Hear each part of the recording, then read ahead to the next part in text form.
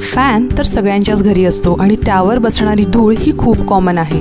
त्यात तुमचा जर का सफेद माझ्यासारखा पांढरा फॅन असेल तर अजूनच ती प्रकर्षाने दिसून येते। हीच धूळ साफ करताना खाली भरपूर घाण होते। ही घाण होऊ नये आणि हा फॅन कसा लखलखीत स्वच्छ करावा यासाठीचा आजचा व्हिडिओ आहे। चला तर मग व्हिडिओला सुरुवात करूया। यासाठी मी माझ्याकडे असलेल्या जुन्या नरम कॉटन कपड्याचे 2 इक्वल साइजचे भाग घेतले आहेत आणि या दोघांना मी आता अशा रीतीने फोल्ड करून घेणार आहे। यातल्या एका भागाचा वापर मी फॅन कोरडा पुसून घेण्यासाठी करणार आहे, तसंच दुसरा भाग मी तयार केलेल्या लिक्विडला पुसण्यासाठी घेणार आहे। याच कपड्याचा पहिला भाग घेऊन फॅनच्या कडा जिथे सगळी धूळ साचलेली आहे त्या मी पुसून घेणार आहे। तुम्ही बघू शकता धूळ कशी या कपड्यात जमा होते आणि जमिनीवर अजिबातच याचा कचरा होत नाही।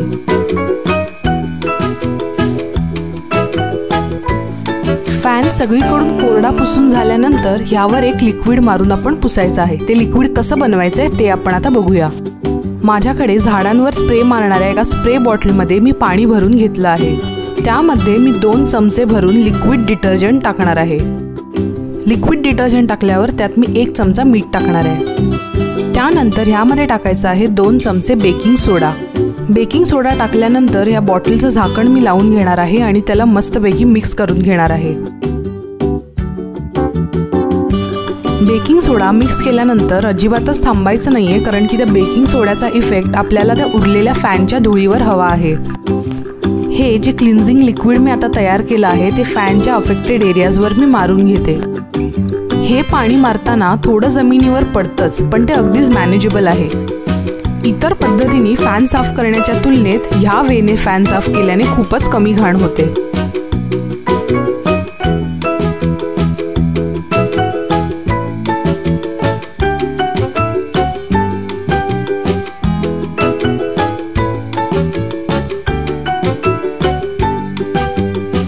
वाव, तुम्ही बघू शकता ह्या लिक्विडने फॅन साफ केल्यामुळे तो किती छान मस्त स्वच्छ होतो। ते हलके हलकेसे डाग दिसतायत फॅनवर, ते धुळीचे नसून ते त्या फॅनला मारलेला कलर जो निघालेला आहे त्याचे डाग आहेत।